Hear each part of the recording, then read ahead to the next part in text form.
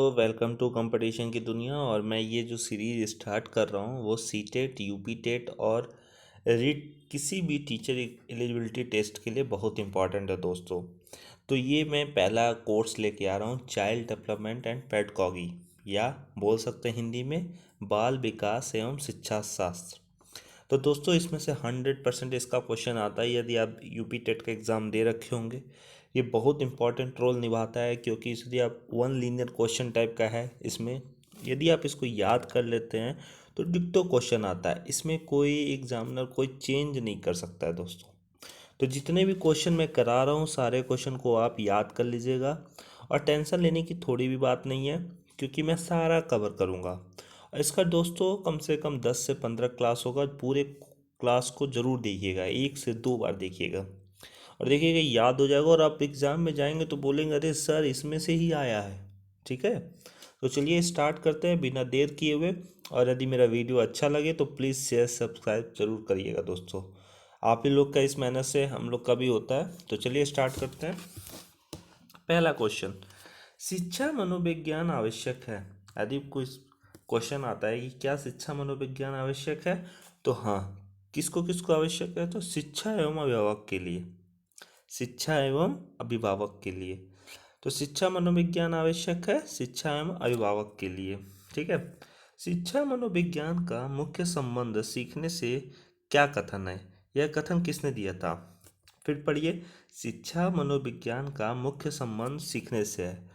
शिक्षा मनोविज्ञान का मुख्य उद्देश्य सीखने से है, यह कथन किसने दिया था, तो यह कथन सारे एवं टेलफोर्ड का है। क्वेश्चन क्या है, ये शिक्षा मनोविज्ञान का मुख्य संबंध सीखने से है, यह कथन किसने दिया था, सारे एवं टेलफोर्ड का। मैं पूरा रटवा दूंगा दोस्तों, बस मेरी बात को ध्यान से सुनिए, 2 से 3 बार पढ़िए क्योंकि एक बार आपका नंबर आ गया 2 साल 3 साल के लिए वैलिड रहेगा दोस्तों। टेंशन लेने की थोड़ा भी जरूरत नहीं है, बस लीड लगाइए और मेरे क्वेश्चन को ध्यान से सुनिए। मनोविज्ञान की आधारशिला किस पुस्तक में रखी गई है। मनोविज्ञान की आधारशिला किस पुस्तक में रखी गई है दोस्तों, तो मनोविज्ञान के सिद्धांत। इसका आंसर होगा मनोविज्ञान के सिद्धांत। अमेरिका में प्रकाशित होता है प्रिंसिपल ऑफ साइकोलॉजी के लेखक कौन है। अमेरिका में प्रकाशित प्रिंसिपल ऑफ साइकोलॉजी के लेखक कौन है, तो वो हैं विलियम जेम्स। शिक्षा मनोविज्ञान का वर्तमान स्वरूप है, क्या है, शिक्षा मनोविज्ञान का वर्तमान स्वरूप व्यापक है। क्या है, शिक्षा मनोविज्ञान का वर्तमान स्वरूप व्यापक है। गौरीसन एक थे लेखक थे। गौरीसन के अनुसार शिक्षा मनोविज्ञान का उद्देश्य क्या था। शिक्षा मनोविज्ञान का उद्देश्य गौरीसन के अनुसार क्या था कि व्यवहार का ज्ञान होना चाहिए। यदि आपको व्यवहार का ज्ञान आता है तो वही शिक्षा मनोविज्ञान का उद्देश्य है। और ये दोस्तों पहला मतलब देखा जाए तो चाइल्ड डेवलपमेंट पेडागोजी का जो पहला कोर्स है, इसमें हम लोग बाल विकास के बारे में पढ़ेंगे। ठीक है, चलिए दूसरा देखते हैं। कुप्पू स्वामी के अनुसार शिक्षा मनोविज्ञान के सिद्धांत का सर्वोत्तम प्रयोग होता है। क्या होता है, कुप्पू स्वामी के अनुसार शिक्षा मनोविज्ञान के सिद्धांत का सर्वोत्तम प्रयोग होता है कब, उत्तम शिक्षा एवं उत्तम अधिगम में। कुप्पू स्वामी एक थे, उन्होंने बोला कि शिक्षा मनोविज्ञान का सिद्धांत का सर्वोत्तम प्रयोग कब होता है, तो उत्तम शिक्षण एवं उत्तम अधिगम में। उत्तम शिक्षण एवं उत्तम अधिगम में। चलिए नेक्स्ट स्लाइड। शिक्षा मनोविज्ञान का प्रमुख उद्देश्य कॉलेज सैनिक के अनुसार। अभी देखिए मैंने पढ़ा कुप्पू स्वामी के अनुसार शिक्षा मनोविज्ञान का उद्देश्य तो कुछ वो था उत्तम शिक्षा एवं अधिगम में। अभी शिक्षा मनोविज्ञान का प्रमुख उद्देश्य का कोले सैनिक के अनुसार था शिक्षा की समस्याओं का समाधान करना। कोली सैनिक के अनुसार जो शिक्षा का मनोविज्ञान का जो उद्देश्य था वो उद्देश्य था शिक्षा की समस्याओं का समाधान करना। फिर कैली के अनुसार शिक्षा मनोविज्ञान का उद्देश्य नो। स्किनर के अनुसार शिक्षा मनोविज्ञान का सामान्य उद्देश्य क्या था, बाल विकास। ये बहुत इंपॉर्टेंट क्वेश्चन है दोस्तों, वेरी वेरी इंपॉर्टेंट क्वेश्चन, बहुत बार पूछे हैं। स्किनर के अनुसार शिक्षा मनोविज्ञान के सामान्य उद्देश्य क्या था, बाल विकास। स्किनर के अनुसार शिक्षा मनोविज्ञान का विशिष्ट उद्देश्य, दोस्तों इसमें कंफ्यूजन मत होइएगा, ये सामान्य उद्देश्य है दोस्तों, और ये विशिष्ट उद्देश्य की बात किया। तो विशिष्ट उद्देश्य मतलब समझ लीजिए कुछ विशिष्ट होगा तो बड़ा होगा। तो इनका बालक के वांछनीय व्यवहार के अनुरूप शिक्षा के शस्त्रों एवं उद्देश्यों को निश्चित करने में सहायता करना। दूसरा देखते हैं लास्ट, शिक्षा मनोविज्ञान के क्षेत्र में वो सभी ज्ञान और विधियाँ सम्मिलित हैं जो सीखने की प्रक्रिया से अधिक अच्छी प्रकार समझने में सहायक है। यह कथन किसने दिया था? फिर पढ़ लेते हैं। शिक्षा मनोविज्ञान के क्षेत्र में वह सभी ज्ञान और विधियाँ सम्मिलित हैं जो सीखने की प्रक्रिया से अधिक अच्छी प्रकार समझने में सहायक हैं। यह कथन ली का है। यह कथन किसका है? ली का। गेट्स के अनुसार शिक्षा मनोविज्ञान की सीमा क्या है? अस्थिर एवं परिवर्तनशील। गेट्स के अनुसार शिक्षा मनोविज्ञान की सीमा अस्थिर एवं परिवर्तनशील है। अवस्था विशेष के आधार पर ही हमें किसी को बालक, युवा या वृद्ध कहना चाहिए। ये कथन किसने कहा था? अवस्था विशेष के आधार पे, मतलब जो आपका अवस्था है, जो स्टेज है, उसके अनुसार बालक कहना चाहिए या बुढ़ापा बोलना चाहिए। तो ये कथन किसने दिया था कि ऐसा करना चाहिए? तो ये कथन प्रावेल का था। किसका था? प्रावेल का। चलिए नेक्स्ट क्वेश्चन। हर्बर्ट के अनुसार शिक्षा सिद्धांतों का आधार होना चाहिए। जो हर्बर्ट थे उनके अनुसार शिक्षा सिद्धांत का आधार क्या होना चाहिए? तो मनोवैज्ञानिक होना चाहिए। मॉन्टेसरी के अनुसार एक अध्यापक द्वारा उस स्थिति में ही शिक्षण कार्य प्रभावी ढंग से किया जा सकता है जब उसे ज्ञान होगा। तो क्या कब ज्ञान होगा? मनोविज्ञान के प्रयोगात्मक स्वरूप का। यदि मनोविज्ञान के प्रयोगात्मक स्वरूप का मतलब प्रयोग करने का स्वरूप को पता होगा तो मॉन्टेसरी जी ने कहा कि तब वो उनके अनुसार ही अध्यापक द्वारा उस स्थिति में शिक्षण कार्य प्रभावी ढंग से संभव है। मतलब आप शिक्षण का काम कर सकते हैं यदि आपको मनोविज्ञान के प्रयोगात्मक रूप पता हो तो। ये कथन दिया था मॉन्टेसरी जी ने। वर्तमान समय में शिक्षा मनोविज्ञान की आवश्यकता है। किस लिए है? तो मनोविज्ञान की आवश्यकता है इसलिए शिक्षा मनोविज्ञान से कि बाल केंद्रित शिक्षा दी जा सके। क्या? क्यों? कि बाल केंद्रित शिक्षा दी जा सके। वर्तमान समय में शिक्षा मनोविज्ञान की आवश्यकता समझी जाती है। स्वर्गीय विकास में वर्तमान समय में शिक्षा मनोविज्ञान की आवश्यकता समझी जाती है। शिक्षा मनोविज्ञान का प्रमुख लाभ क्या है दोस्तों? ये क्वेश्चन भी बहुत इंपॉर्टेंट है। शिक्षा मनोविज्ञान का प्रमुख लाभ डायरेक्ट ऐसे पूछ देगा तो आपको याद होना चाहिए। शिक्षक शिक्षार्थी मधुर संबंध के लिए, शिक्षक शिक्षार्थी के मधुर संबंध के लिए हमको शिक्षा मनोविज्ञान का ज़रूरत पड़ती है दोस्तों।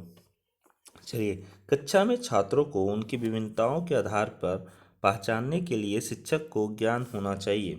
किस चीज़ का ज्ञान होना चाहिए? तो शिक्षा मनोविज्ञान का। कक्षा में जो छात्र होते हैं उनकी विभिन्न विभिन्न जो उनकी बोले तो उनकी क्वालिटी होती है, उनकी इंटेलिजेंस होता है, तो उसको पहचानने के लिए शिक्षक को शिक्षा मनोविज्ञान की ज़रूरत होनी चाहिए, नॉलेज होनी चाहिए।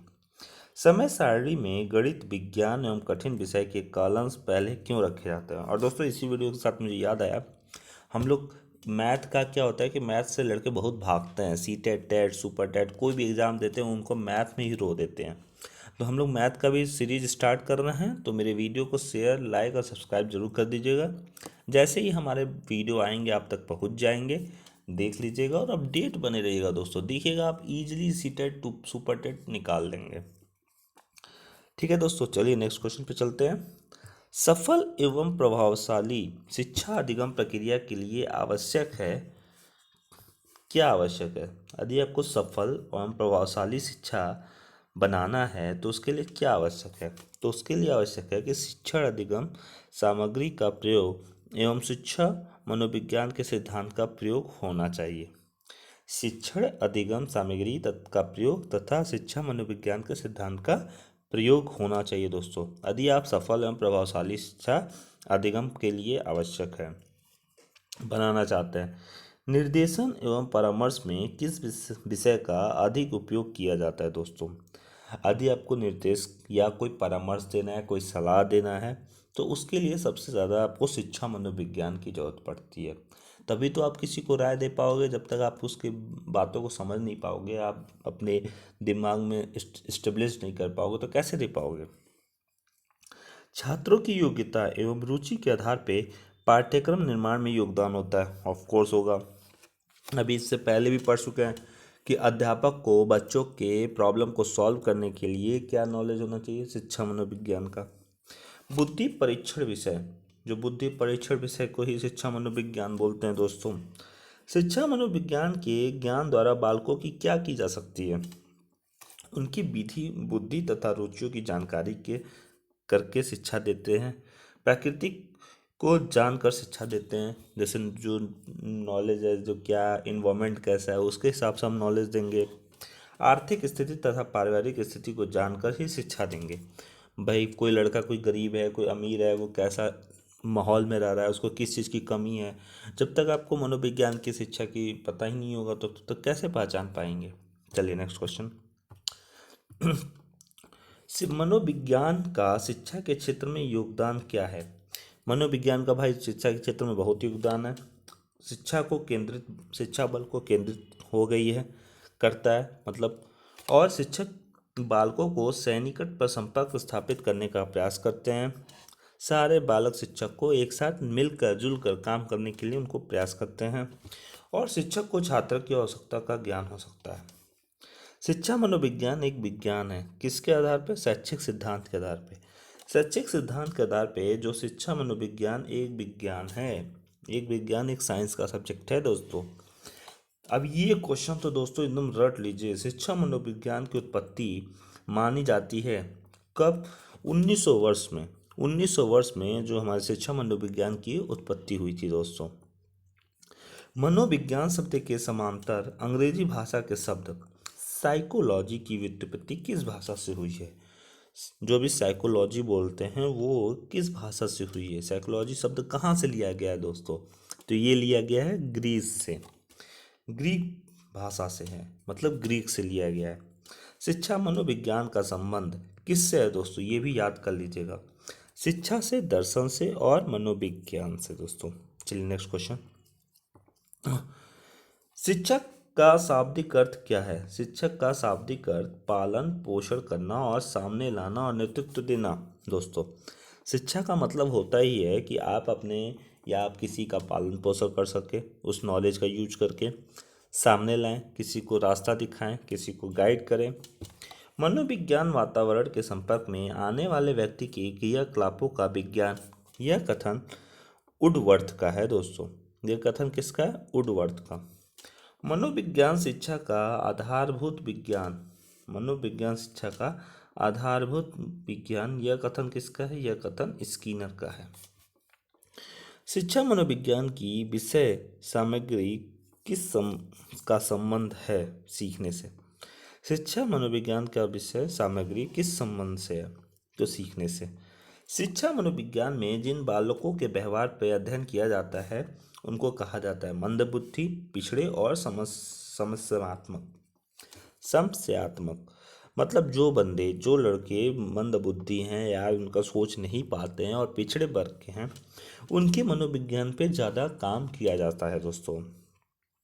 सीखने की प्रक्रिया के अंतर्गत शिक्षा मनोविज्ञान अध्ययन करता है, क्या अध्ययन करता है, तो प्रेरणा एवं पुनर्बलन के प्रभाव का अध्ययन। मतलब आपको प्रेरणा कहाँ से मिलेगा, आपको फिर ताकत कैसे मिलेगी वो काम करने के लिए। मनोविज्ञान मन का विज्ञान है, यह कथन किसका है दोस्तों। ये वेरी वेरी इंपॉर्टेंट दोस्तों, वेरी वेरी इंपॉर्टेंट, कई बार आया हुआ है। मनोविज्ञान क्या है, मन का विज्ञान है दोस्तों। तो ये कथन नॉर्मल अरस्तु जी का है दोस्तों। यदि ये वीडियो यहाँ पे फिनिश करते हैं, ऐसे ही हम इसका कम से कम 15 सीरीज लाएंगे। इसमें से पक्का 3 से 4 क्वेश्चन आएगा, 2 तो आएगा ही दोस्तों। अब 15 है तो टोटल 20-30 क्वेश्चन आराम से उसमें से डिक्टो लड़ जाएंगे दोस्तों। आप इस मेरे वीडियो को देखते रहिए दोस्तों, बने रहिए हमारे साथ और देखिएगा, ज़रूर आप कहेंगे सर आपने तो कमाल कर दिया। तो दोस्तों बहुत बहुत धन्यवाद, आप हमारे साथ जुड़े। ठीक है दोस्तों, बाय बाय, टेक केयर।